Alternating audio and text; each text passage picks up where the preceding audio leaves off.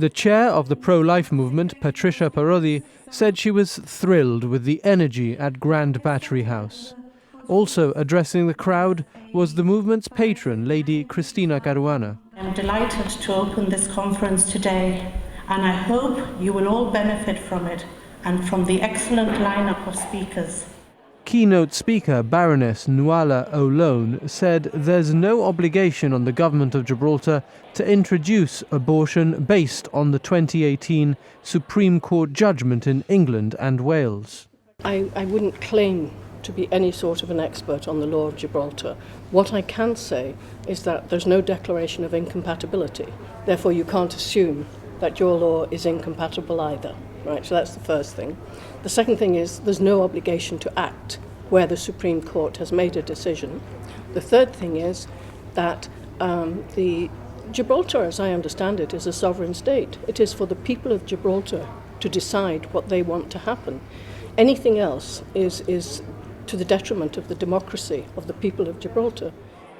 Baroness O'Lone said each life is worth fighting for, imploring those present to fight with the language of love. Stephanie Yeo of the movement's CareLink programme outlined the work done by the charity with new mothers and vulnerable families locally.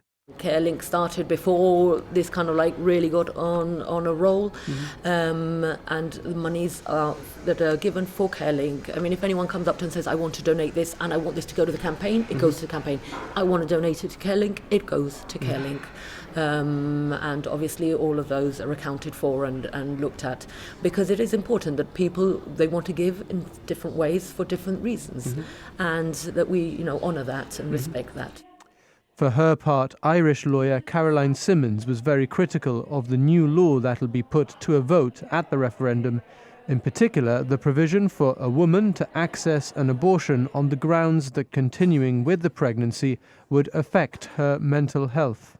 Mental health grounds are the most abused ground in any legislation for abortion anywhere in the world. If you want to allow abortion on demand, this is the way that you do it. And in your legislation, you aren't even requiring that the medical practitioners who are certifying a woman for abortion have any expertise in the area of mental health. Nor are you requiring that they have any expertise in the area of fatal fetal abnormalities. But those things are required in the Irish legislation. The Pro Life Movement has announced a March for Life, which will take place on the 6th of February.